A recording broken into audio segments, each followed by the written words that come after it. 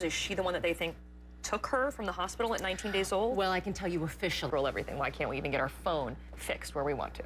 You want to just give him the website or for the screw as well? Google it. Apple's loving you right now. Well, coming up, we've been telling you this week about looming crisis in this country. Crisis in your... If all that cold is getting to you, here's a beautiful little respite from that. This is Miami, and home, in this case, is the deep... There you go, Butterball. You made it. All right, we got 10 minutes to the top of the hour. Coming up next, a former U.S. senator and a potential presidential candidate said...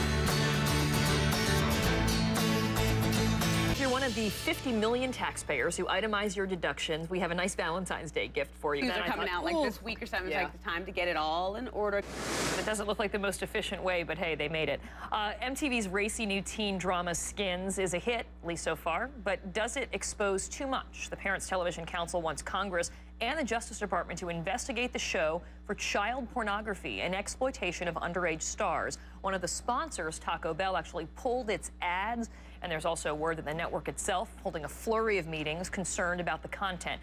If you don't know what we're talking about, here is one of the milder clips that we found. Britain, it's very popular there. MTV certainly no stranger to putting on racy content, but this now they're saying may actually cross the line into child pornography. What is going on with Skins? Well, there's a concern on Skins are 15, 16, 17 years old. In fact, they promote it that way. That it's a purposefully, youthful characters to be more irate.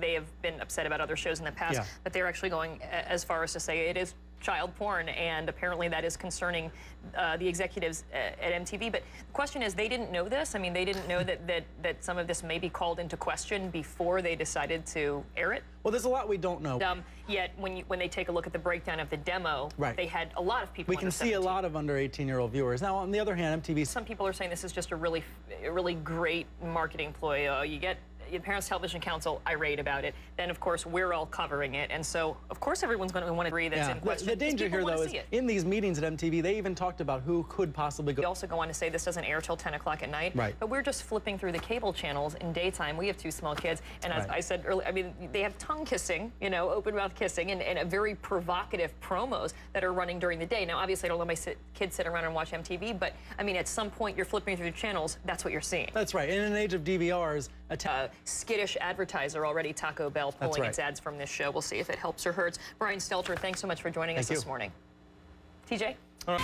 Well, some people are going to be waking up underwater in Dubai, apparently. 20 minutes past the hour. You may have heard about this. According to the publication The Telegraph, though, the islands are not sinking. Well, when we first heard about it, I mean, they're basically digging up sand, and shooting it out of the water and making this. A lot of people said it does not work long term.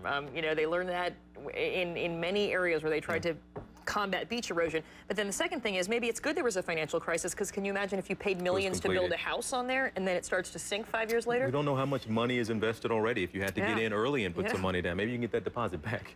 Maybe. Well, good luck for that. Meantime, textbooks are out. iPads are in, at least at one price. 46 minutes past the hour. Imagine what you would do if someone took away your cell phone, your computer, and your TV, not just for a day, not just for a week, but for 6 months. Well, our next guest did just that. She did it for herself and her 3 teens. Susan Mosshart wrote about it in her book, The Winter Addicted You Were, to your phone, to your computer, and to all of these devices, as well as the members of your family. So you decided to go for this 6 months. How was it received in your household? Well, initially, the response was very muted. And when I announced what we were going to do, and then I realized it was because everybody had their earbuds in and they didn't hear me. They weren't listening. So when they finally realized this is really happening, what were some of the biggest culture shocks, I guess you could say, in the household? Well, the first thing they said was, but Mom, what about our homework experiment than they did before? And so you were 14 when this happened. You were the youngest, and as your mom wrote in the book, I thought was interesting, you were the tech native, the digital native. That was where you grew up around it. So what was it like for you to have all of this, your normal communication just simply cut off? It was really weird. Like, it changed my social groups, and it happened. Sussy was sleeping a lot, and you had thought originally that the reason that she was upset or was a changed person. You thought, okay, this is hormonal, this is the teen years, but you said it was really a wild sleep deprivation. Absolutely. So much of the behavior that my adorable daughter had been showing as a 14-year-old, that almost like mood disorder in the middle of the night. I'll never forget the time I went into her bedroom. I thought she was watching a video. It was my first experience of Skype. Somebody looked up at me from her screen and said, "Hi, Susan." for conversations as well, where you had missed the eye contact and you didn't realize it. No one looked at each other because everyone's looking down at their phones. Exactly. It was speed eating. You know, I sort of insisted that, and they were off back to where, for them, real life was happening, which was on the screen.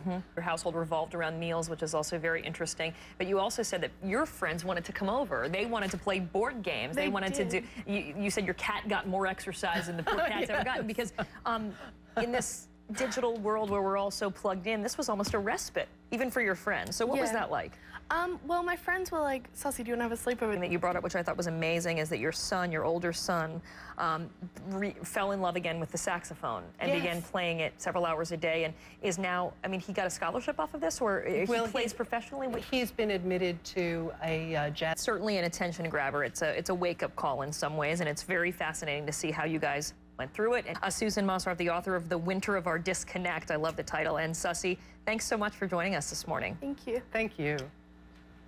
We're going to take a quick break. It's 52 minutes past the hour.